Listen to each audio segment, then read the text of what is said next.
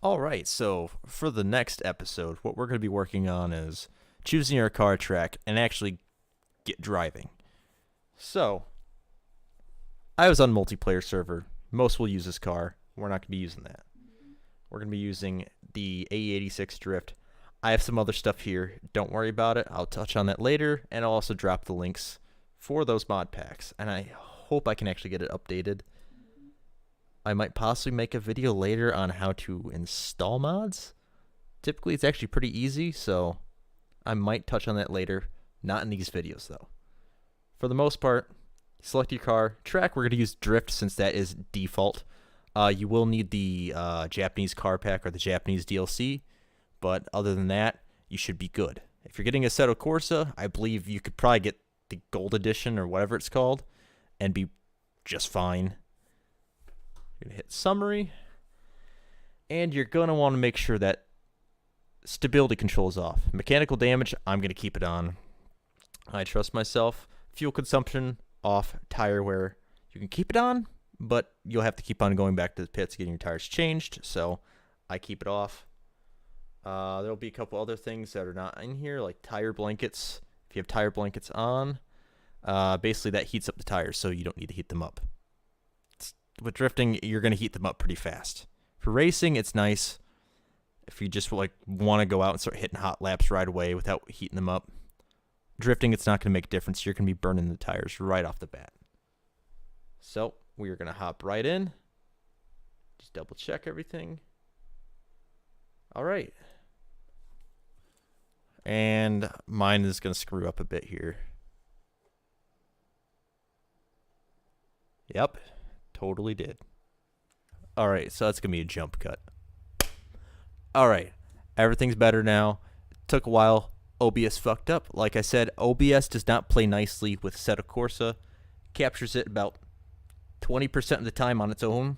If you let it sit there for about half an hour, it'll just magically start capturing it. Or you can physically make it say, hey, this window, capture. So that's kind of what I had to do after 10 minutes. So I'm going to go ahead and gears. We could. I'm going to leave it stock just for the sake of it. Not going to touch anything else. Don't really need to. So first off, we're just going to turn the wheel and make sure we're good. If you're wondering how to change the view so your interior, it is F1. Hit F1, it'll give you some options. And that's what we need. So we're going to go down on the clutch. I take it if you're learning or watching these, you know how to drive manual or have a little bit of a clue. Go down in clutch, over and up on the H pattern, if you are using an H pattern. I'm not expecting you to be using an 18-speed shifter, so. And little word of advice, try not to go flying and drifting out of the pits.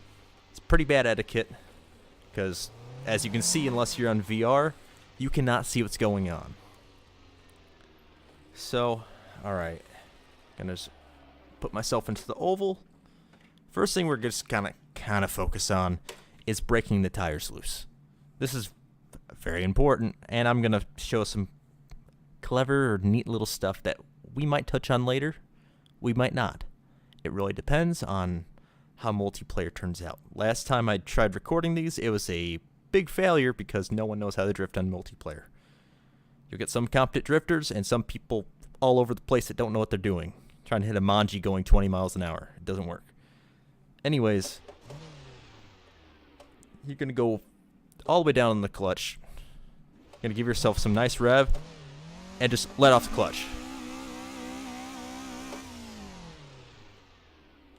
And, well, you're going to be ripping the tires, as I like to say.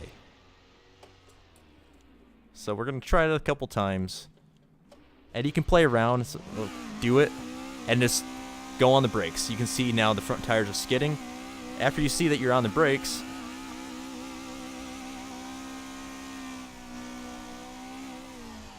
it changes a lot how it handles. See, I'm all the way turned. Watch what happens if I let off the brakes. The brakes will control a lot. And you might even be able to get a small drift from a standing burnout going. And brake is a big part of it.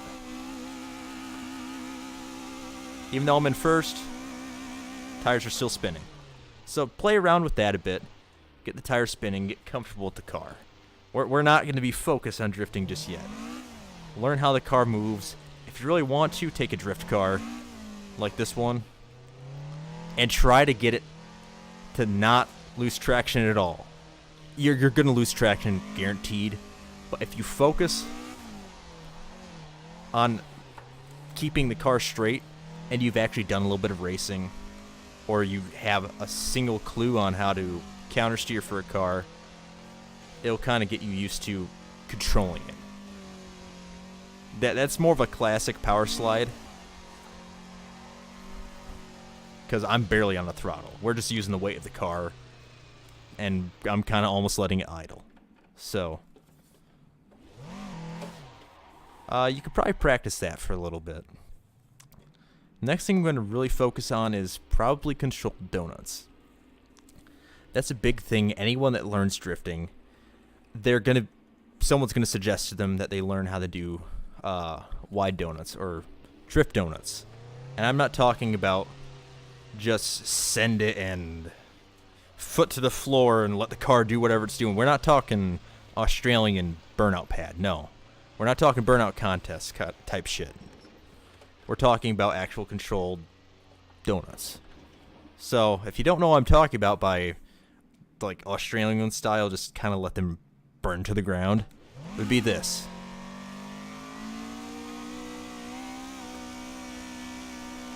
Where you kind of just... This is technically a donut, but the wheel's locked all the way, there's no counter steer. A donut should be something like...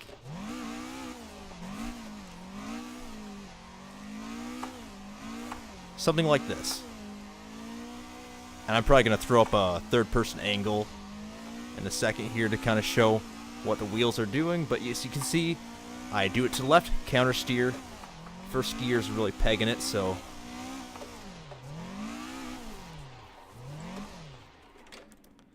yeah. So... that's a lot to take in. You can't just go up and do that. If you have another map that you feel comfortable with that has a lot of space, you can try that. A lot of it is going to be throttle control with this. See, I just screwed it up right there. You have to be very careful with this car. It's light, but the way that they have it set up is high tire pressure, so little grip. And actually, that's kind of what does it right there. It's just the tire pressure. If you feel a little bit more comfortable with lower tire pressure, go ahead and do it. But throttle control is going to be a big part of that. And I'm kind of just demonstrating what it's going to look like from the outside. You kind of have to pitch the steering wheel in and level it out. It's a little iffy, but that's kind of one of the things that you need to do. And this is really something you just get used to doing on your own. I can't really demonstrate exactly every single little thing that you have to do, because a lot of people will do it kind of differently too. And every car is going to make you do it differently. Like, let me turn around and see if I can do it in second gear. That was in first. Some cars you'll do it in second, some you'll only do it in first. This one should probably be in second. And I'm giving it a little bit of a clutch kick.